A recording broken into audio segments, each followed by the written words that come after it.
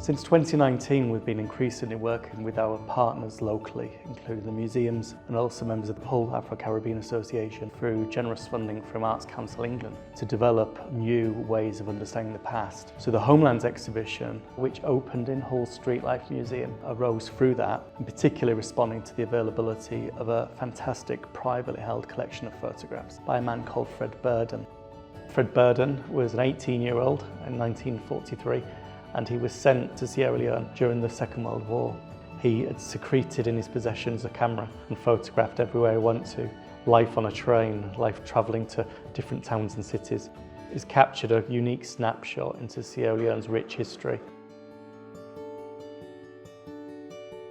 Rather than us viewing this how we see it, we wanted to work with communities who had a personal ownership of that, to actually understand how do they view these images. There was a lot of interpreting needed, so it was very important that people like us come into this project, and especially we have been working with the Wilberforce Institute and the Humber Museums or Hall Museums. It means the relationship is always there, so when these projects are being delivered, we are being established, we have to be part of it to make sure it is cohesive. Everybody from the community or community leaders like us are able to contribute towards this type of project. So now we're examining those photographs afresh through the eyes of Sierra Leoneans like Sidi, to actually say, just look how fantastic this collection is. Let's see them in a new way. And look at the positives. It's the people, it's the culture, what are the communities out there? And that was really the heart of Homelands, and that's the heart of what we do. We want to bring out new stories that people don't know about, work with new communities to help us achieve that, and thus tell new stories to people. The exhibition was accompanied by a fantastic film which captured the voices of participants to explain why the photographs spoke to them.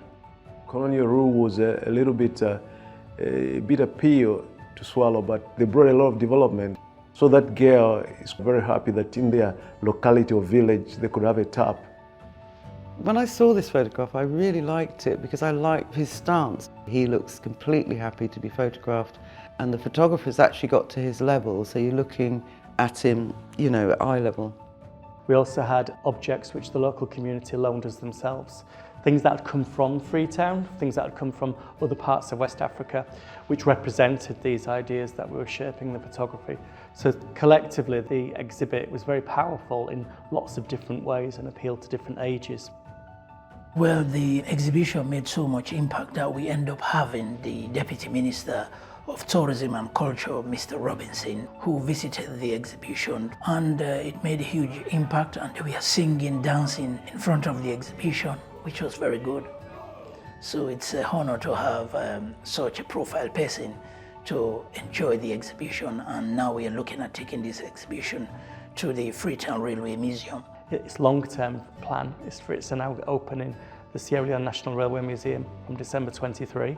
In the meantime, it's going to be touring lots of different education and public spaces across the area. With Homelands, we wanted to empower schools in a new way.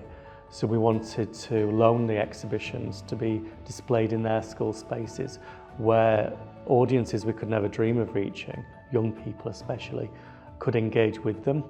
So we were delighted that St Mary's College, one of Hull's most diverse schools, was willing to be the first place for the exhibition to be opened after the museum.